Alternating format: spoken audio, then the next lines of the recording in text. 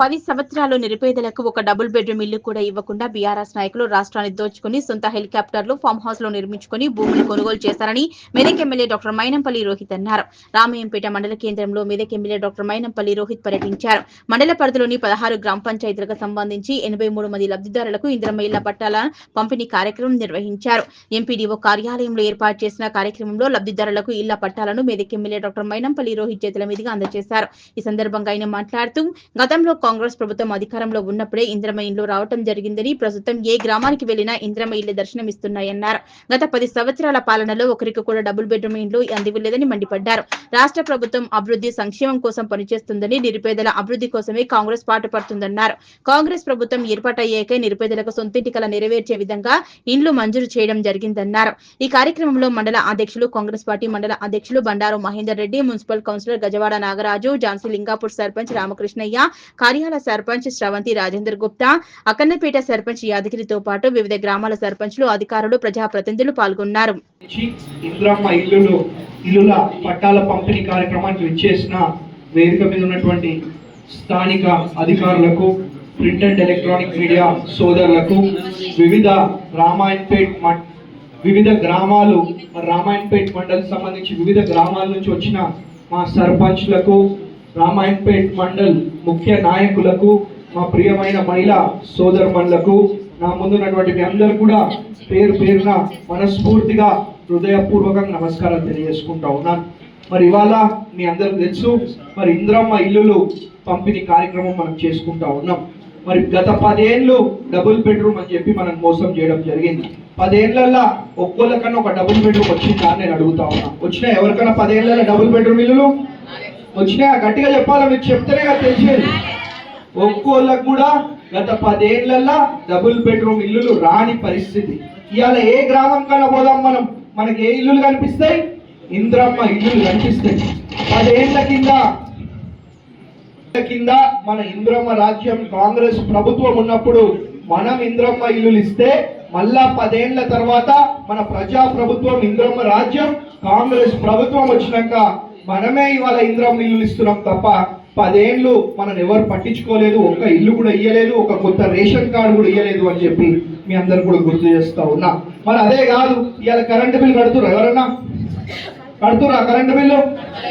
ఇవాళ current bill కడతలేరు. సన్నబియ్యం వస్తున్నాయి అందరికి. సన్నబియ్యం వచ్చిన అందరు గట్టిగా సపోర్ట్లతో సమాధానం చెప్పలేదు. కూడా సన్నబియ్యం తింటా ఉన్నారు. కరెంట్ ఫ్రీ వస్తా ఉన్నది. ఇక మా మహిళలకు బస్సు ఎక్కితేనే ఫ్రీ అయినా అయిపోయి, బస్సు ఎక్కితే ఫ్రీ అయినా అయిపోయి. కాబట్టి ఇవాళ బ్రహ్మాండంగా అభివృద్ధి, సేవా, సంక్షేమ కార్యక్రమాలు చేపట్టుకుంటూ మరి అభివృద్ధి పథకాలు, సేవా పథకాలు అన్ని కూడా మీకు అందే విధంగా ఇవాళ పనిచేస్తూ ఉన్నాం. మరి ఇంతకుముందు ఎట్లుండే? ఏదో ఎమ్మెల్యే చుట్టూ, అధికారుల చుట్టూ, వాళ్ళ చుట్టూ, వీళ్ళ చుట్టూ తిరిగే పరిస్థితి ఉంటుండే.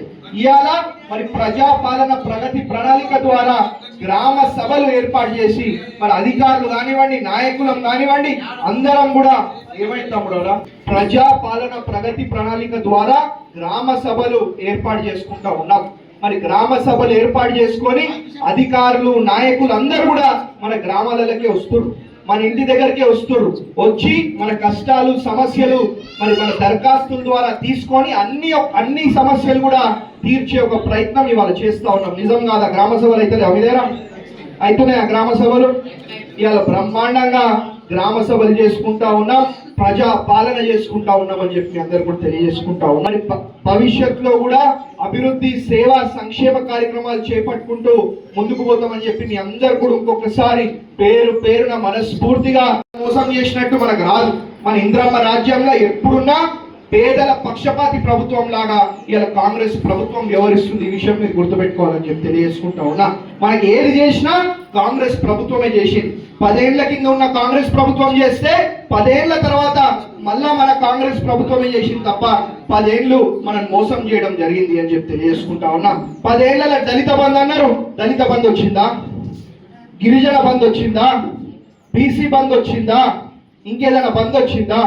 వీళ్ళు ఏం చేయలే. అన్ని బంధు పెట్టి దాచుకొని మన ఒక్కొక్కళ్ళ నెత్తి మీద 2.5 లక్షల రూపాయలు అప్పులు చేసి వాళ్ళు పోయారు.